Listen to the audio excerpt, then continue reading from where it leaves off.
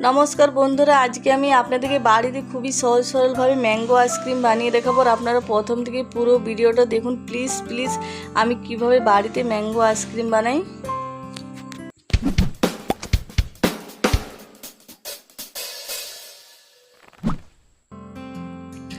Mango ice cream बानानोर जोन्नो देखुन आमी एखाने 3टे आम नियेछि पाका और आमटा देखुन बड़ बड़ साइजेर आछे और छोटो आम हलो मैंगो आइसक्रीम होबे बंधुरा ताते कोनो आसे जाय ना। एबारे आमटा केटे नेब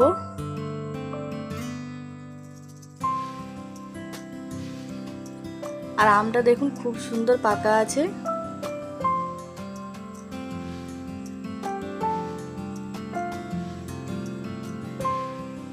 और आमटा देखुन आमी एइभाবে केटे निচ্ছি। और बाजारे ना गिये बंधुरा बाड़ीते एरकम भावे मैंगो आइसक्रीम बानिये खाबेन, खेते खूबই ভালো লাগে और এটা खूब সহজেই হয়ে যায় বাড়িতে खूब তাড়াতাড়ি। আর দেখুন এইভাবে আমটা কেটে নিচ্ছে, সব আমটাই কেটে নিচ্ছে। আর আঠিতে যে আমের শ্বাসটা ছিল সেটা আমি দেখুন এইভাবে ছুরিতে করে চেঁচে নিয়ে নিচ্ছি। সব আমটা দেখুন আমি নিয়ে নিয়েছি, কতটা আম হয়েছে দেখুন। আর এবারে কড়াই দিয়ে দিচ্ছি আমি এখানে দুধ। আর এবারে দুধটা খুব ভালো করে ফুটিয়ে নেব।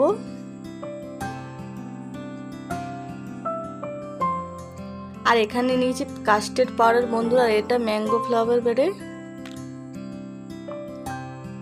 আর এখানে 2 চামচ মতো আমি কাস্টার্ড পাউডারটা নিয়েছি ম্যাঙ্গো ফ্লেভার। আর এবারে এটা ঠান্ডা দুধ দিয়ে ভালো করে গুলে নেব।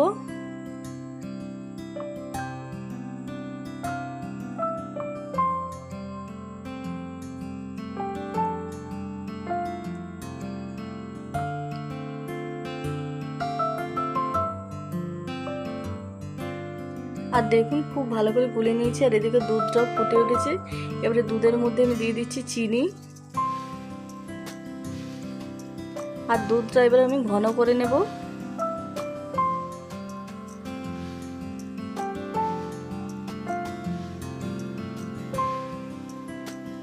আর দুধটা অনেকটাই ঘন হয়ে গেছে বন্ধুরা। এবারে দিয়ে দিচ্ছি গুলে রাখা কাস্টার্ড পাউডার।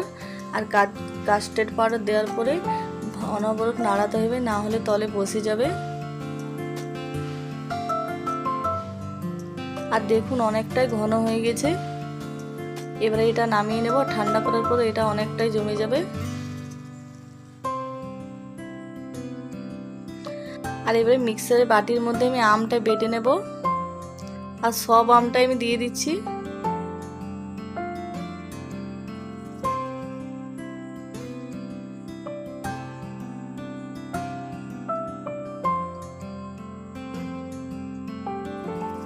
আর দেখুন আমটা বেটে নিয়েছি, খুব সুন্দর বাটা হয়ে গেছে।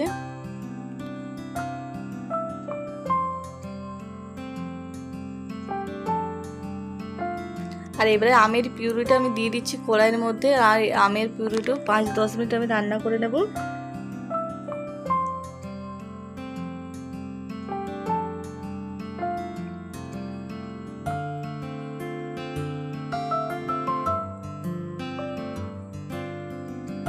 আর দেখুন আমের পিউরিটা খুব ভালোভাবে ফুটে উঠেছে।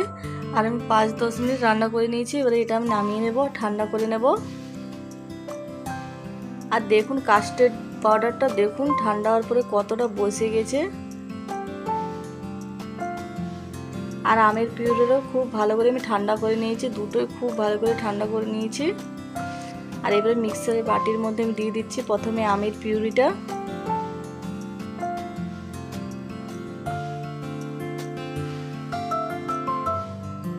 আর এবারে দিয়ে দিচ্ছি কাস্টার্ড মেশানো দুধটা। আমি সব কাস্টার্ড মেশানো দুধটা দেবো না, অর্ধেকটা দিলাম আর অর্ধেকটা রেখেছি।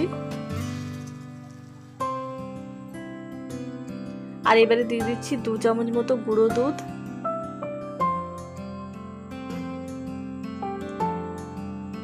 আর এবারে দিয়ে দিচ্ছি আমি এখানে মালাই।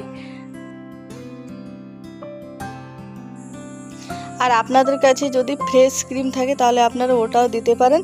আর এই দুধের মালাইটা আমি দুধ ফুটিয়ে যে উপরে সরটা হয় সেটা আমি দিয়েছি। আর দেখুন এটা ঘুরিয়ে নিয়েছি। আর দেখুন কি সুন্দর হয়েছে। আর এখানে একটা ডাব্বা নিয়েছি, দেখুন এই ডাব্বার মধ্যে আমি ঢেলে দিচ্ছি।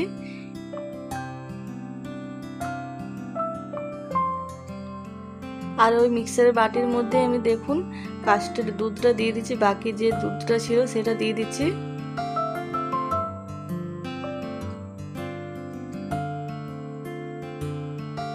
এর মধ্যে আর কিছু দেবো না আমি।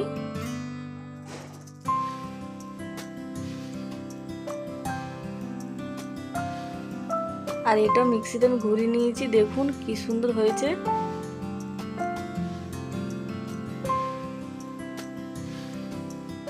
আর দেখুন এখানে ছোট ছোট এরকম ডাব্বা নিয়েছি, এই ডাব্বার মধ্যে আমি ঢেলে দিচ্ছি।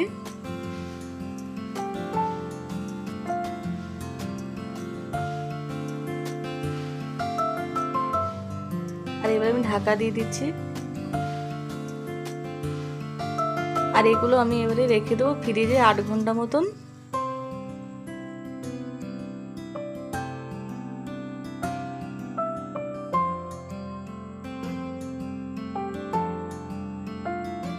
আর 8 ঘন্টা পর ফিরে এলাম বন্ধুরা, আপনাদেরকে এবারে দেখাবো আইসক্রিমগুলো কত সুন্দর হয়েছে।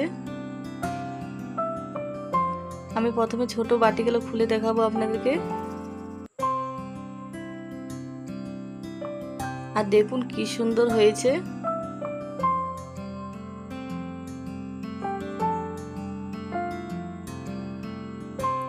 আর এবারে বড় আইসক্রিমটা আমি খুলে দেখাচ্ছি, দেখুন কত সুন্দর হয়েছে আইসক্রিমটা।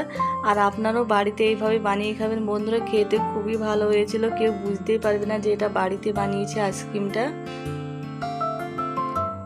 আর এর উপর একটু টুটি ফুটি দিয়ে দেবো দেখতে ভালো লাগার জন্য, খেতেও ভালো লাগবে তাতে। আর আমার ভিডিওটা পছন্দ হলে please please like share comment করবেন আর পাশে থাকবেন। আর দেখুন দেখতে কত সুন্দর হয়েছে, লাগছে না একেবারে বাজারের মতন, কেউ বুঝতেই পারবে না যে এটা বাড়িতে আইসক্রিম বানিয়েছি।